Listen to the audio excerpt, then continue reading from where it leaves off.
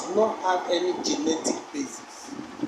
It does not have any scientific history outside previous histories of coronavirus. Coronavirus, as I, for one, as a genetist, I took it upon myself many years ago or some years back when several strains of that, because if you take airborne disease, which means the air is the medium with which it travels, and you know that all living things depends on that same air.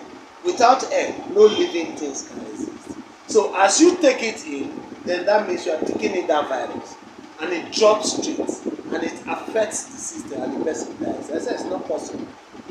It's not. It does not exist. So then there have been series of arguments against, for and against conditions that I have given. None of the questions that I have asked since March has been answered by any scientist across the world. On one or two occasions, I have received several calls across the globe, and they are trying to find out my idea, why I feel this thing does not exist. I said, if you go back to the history of coronavirus, then you know that coronavirus does not exist. This strain, because it is prepared to achieve a certain purpose. So, when you go into the details of coronavirus, the way it was, across the globe, it has been handled till now, you will discover that there is nothing serious about it. At least one of them is not new.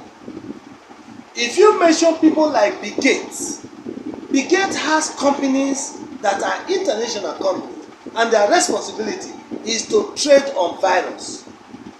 I will mention some challenged by any scientist across the world that vaccine they talk about is the medium with which the real virus that is prepared by the same people is distributed to get to human beings.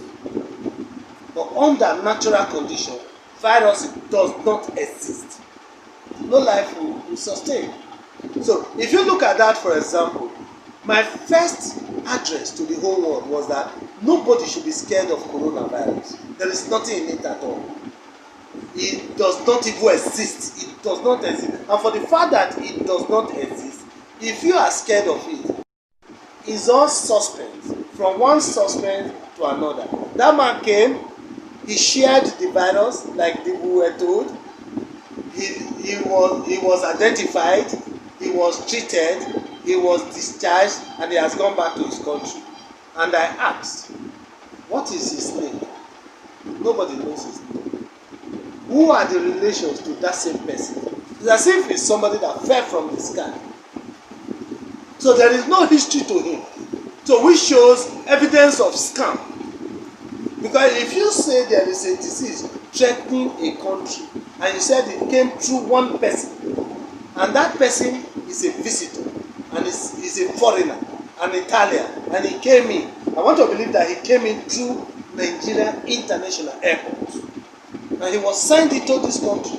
We were even told that there was an Uber taxi driver that carried him from the airport.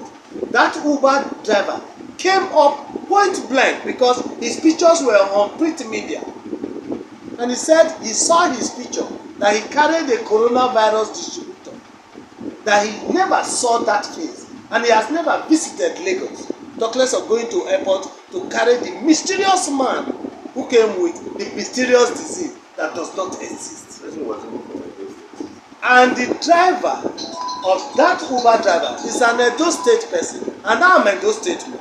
And that was why I was very happy when I saw my brother on the news media and saying point blank that he cannot even recognize that man. He has not been to Lagos for the past 2 years.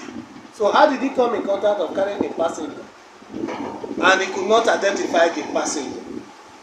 Do you understand? So you discover that everything surrounding COVID-19 leads towards my conclusion that it is a scam, and it remains a scam.